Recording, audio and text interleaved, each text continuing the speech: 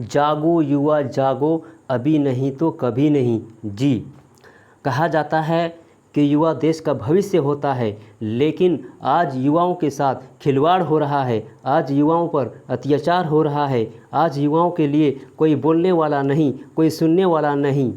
ये मीडिया जिसे हक की आवाज़ कहा जाता था, सच्चाई को दिखाने वाला कहा जाता था, लेकिन आज का मीडिया कठपुतली बन चुका है। जी, सच्चाई को नहीं दिखाता है। आपने कभी देखा है अर्थव्यवस्था पर डिबेट करते हुए, शिक्षा पर डिबेट करते हुए, बेरोजगारी पर डिबेट करते हुए? जी नहीं, आज ये डिबेट करेगा तो किस पे? हिंदू मुस्लिम पे डिबेट करेगा, जाति धर्म लेके डिबेट करेगा। दोस्तों, जब अपना हक नहीं मिलता है तब अपना हक पाने के लिए लड़ना पड़ता है। आज का युवा मन की नहीं बल्कि रोज़गार की बात करेगा।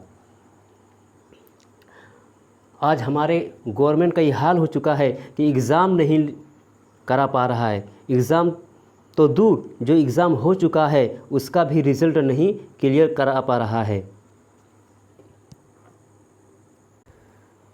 दोस्तों, हम बात करते हैं एसएससी 2018 की।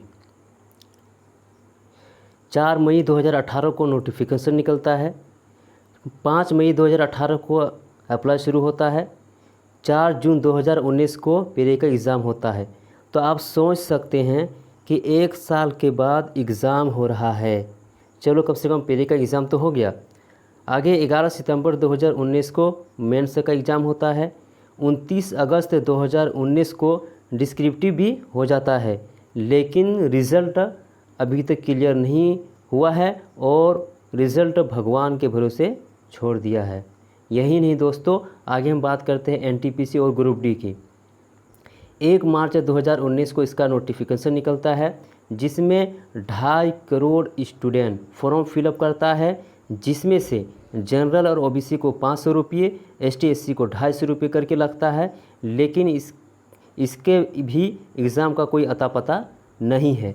तो आप सोच सकते हैं कि स्टूडेंट के ऊपर कितना बड़ा अत्याचार हो रहा है। इसलिए अब अपनी आवाज़ को बुलंद कीजिए और सरकार तक अपनी आवाज़ को पहुंचाइए कि स्टूडेंट जो है अब मन की नहीं बल्कि रोज़गार की बात करेगा। तो याद रखें, 1 सितंबर 11 बजे आप, अगर आपका जो है ट्विटर अकाउंट है या फेसबुक अकाउंट है या इंस्टाग्राम अकाउंट है, तो वहाँ पर जाइए और speak up for SSC railway student, है ना, के लिए अपनी आवाज़ सरकार तक पहुँचाइए। और अगर नहीं है तो तुरंत आप जो है ट्विटर अकाउंट बना लीजिए। ठीक है दोस्तों।